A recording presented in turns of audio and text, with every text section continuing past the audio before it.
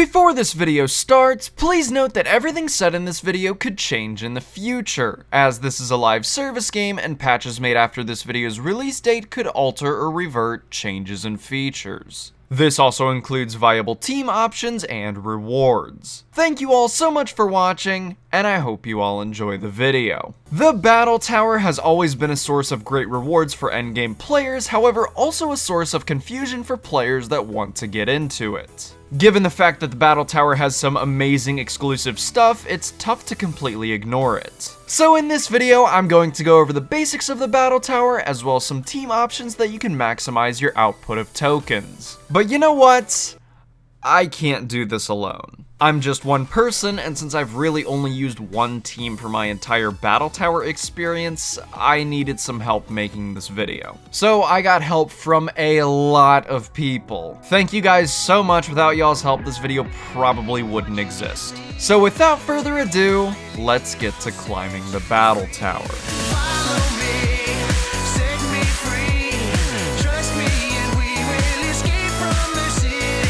Before we get into the team options though, we have to understand the Battle Tower first. The Battle Tower is a facility on 7 Island that you can access as soon as you reach Cinnabar Island. Inside, you'll be met with a trainer. Defeat this trainer and you'll automatically move up a floor and receive a tower token. The more trainers you defeat, the harder they'll get and the more tokens you'll receive. If you lose to a trainer or refresh your battle, or lose connection, you'll be sent back to your starting point. The whole losing your battle if you disconnect thing is planned to be fixed in the future whenever they introduce the new battle system that they've been teasing for the past couple months. If you get to floor 101, however, instead of resetting you back to floor 1 if you lose, you'll be sent back to floor 101. This will be your new permanent restart point from now on. The highest floor you can get to is floor 400. Once you pass floor 400, you'll be sent back down to floor 101. Additionally, after defeating floor 100, trainers will gain an additional stat increase of 1% every 6 battles. Trainer battle clauses and restrictions apply to all trainers in the Battle Tower. There's going to be a link in the description to the list of trainer clauses if you'd like to look them over beforehand. You can also do the command /BTS to see your current floor, highest floor, and total wins. Every 10 battles, you'll go up against a Tower Tycoon.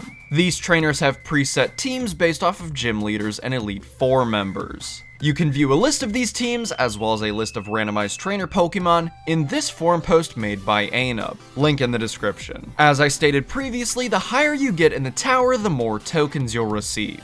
You'll gain 1 extra token every 30 floors. Once you hit floor 120, Tower Tycoons will give out an increased number of tokens, and all tokens will automatically double at floor 200.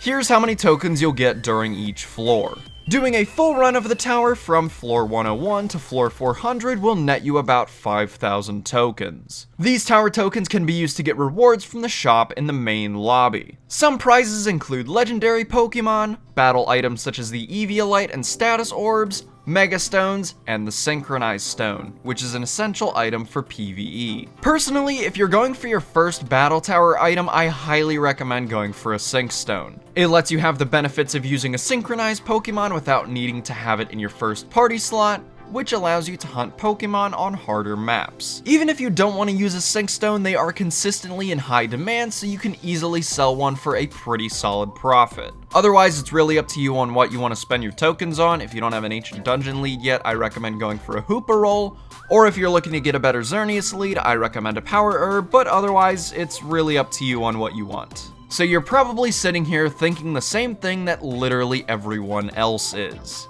That's cool and all, but how do I get to the top without being absolutely destroyed? Well, thankfully, you've got some pretty good options for building a Battle Tower team, whether you have access to legendaries or not. I'm lying, of course you don't. Listen, legendaries are kind of a necessity, specifically Xerneas. Like, sure, you might be able to get to like floor 150 or 200 without them, but once you get past that, the stat boosts of the other Pokemon are just gonna be way too high for you to really hit hard. Plus, it's just a lot faster and more efficient with legendaries. I hope you guys understand that getting into the Battle Tower is expensive.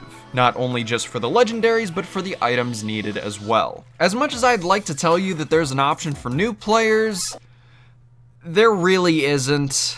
That being said, you have two options of trying to progress through the battle tower. One is that you can slog through the tower with your normal progression team until you save up enough money to buy some good Pokemon or good items, or you could just get someone to loan you their battle tower team until you have the resources to get your own. That's the weird thing with towering, you either use trash until you get better Pokemon, or you use someone else's team until you can get your own. This means that your standard optimal playthrough team and first battle tower team are going to be the same. So Golem, Gyarados, Magnezone, Mega Pidgeot, Clefable, and Venomoth. This team is one of the most efficient teams in PvE and is a good start for the battle tower. You'll have to tread your way through it until you get some better Pokemon.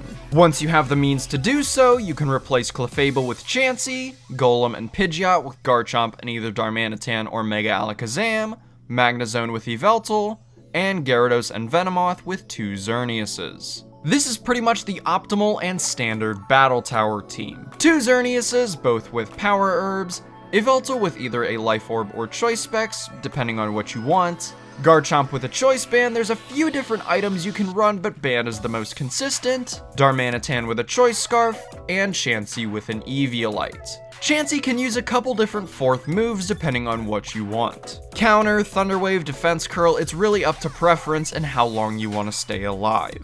You do also have a little bit more of a budget option as well, but it's overall slower. You can replace Darmanitan with Mega Alakazam if you don't want to use Darmanitan or can't, and you can replace one of your Xerneases temporarily with a Volcarona. You definitely want to keep a fire type on your team since steel types can easily sweep you if you aren't careful. If you've only got access to one Xerneas, I would also use a Swords Dance Garchomp over the Choice Band set. All of these teams and options will be linked as Pokepaste down in the description for your convenience. Your end goal with this team is to pretty much set up and sweep with Xerneas as fast as possible. Set up a Geomancy and wail away at the other team until you win. Having 2 on your team helps out immensely if your first one goes down. Darmanitan and Yveltal are used to clean up any threats if you lose your first Xerneas. Garchomp is useful for rough skin damage as well as revenge killing with hard-hitting earthquakes. Chansey is used for when you get stuck and you have to stall out the other team. After you pass about floor 200 though, things get a little bit more complicated than just Geomancy sweeping. You'll have to be a little bit more careful about your switches. Steel types pretty much demolish your Xerneas, so if you'd like to save it for later, I'd recommend swapping to something that can take it out. Garchomp and Darmanitan are useful against Ho-Oh, which is a pretty big battle tower threat, since it's pretty bulky and rock moves will usually one-shot it. Chansey has to play around the other team a little bit more since a lot of sets have a mix of both physical and special moves. Defense Curl and Counter make good 4th options over Thunder Wave, it just comes down to preference. Otherwise, if you think you can tank a hit, just set up with Geomancy and sweep until you can't. So that's the standard team as well as some more budget options. With this team, you can easily lead with Xerneas, set up 1 Geomancy, and potentially sweep the other trainer. Everything else is for backup, and Chansey is for if you get stuck. However, if you don't want to use the standard team, which I really don't recommend, you can deviate slightly from the path if you so choose. Though we do not want more than 1 tank on our team since it makes it overall less efficient. We mostly want fast killers and hard hitters. All offensive PvP Pokemon will do pretty well in the battle tower, and these are some examples.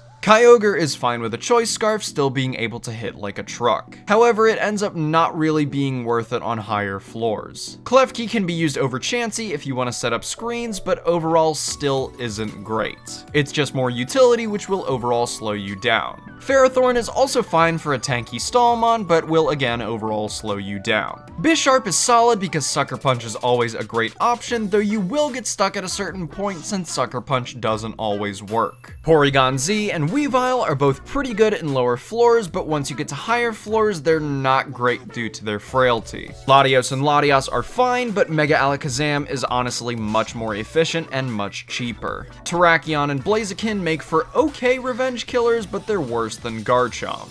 And finally, Naganadel hasn't really been tested much yet, but it could be alright in lower floors since it's basically just a better Moxie Gyarados. However, it's pretty much just not worth it if you have access to a Xerneas. For the most part, if you have the means to do so, I would just stick with a standard team, though you do have some options if you'd like to deviate. By the way, just as a note, using hazards like spikes and stealth rocks is fine for newer players, but ultimately you shouldn't use them. Realistically, they only slow you down and aren't worth using up turns. Though remember, most of your battle tower success is going to come from experience. The more you do and grind, the more you'll know what to look out for and what you lose against. It's definitely going to be a learning curve, but once you get it down, you'll be grinding out sink stones like nobody's business. And finally, I can't end this video off without going over the topic of what the fuck do you do while towering? Because doing this for 6 hours straight without entertainment is like showering with hydrochloric acid.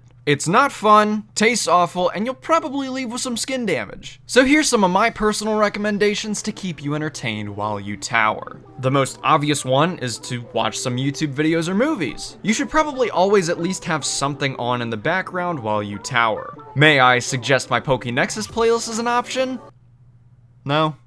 Alright, moving on. You could also shiny hunt in some other Pokemon games. It doesn't take any brain power, and it's pretty fun if you're into that kind of stuff. Also, please remember to take a break occasionally and go play something else. This will keep you from getting burnt out during long sessions. Those are just some of my personal recommendations, but there's probably a whole lot more that you could do on the side. And with that, that's all you need to know about the Battle Tower. I know this was a really highly requested video, so I hope this helped you with building your team and exploring your options a bit more. Be sure to let me know some of your favorite Battle Tower Pokemon that I didn't cover in this video down in the comments below. Thank you all so much for watching, good luck in the Battle Tower, and I'll see you in the next video.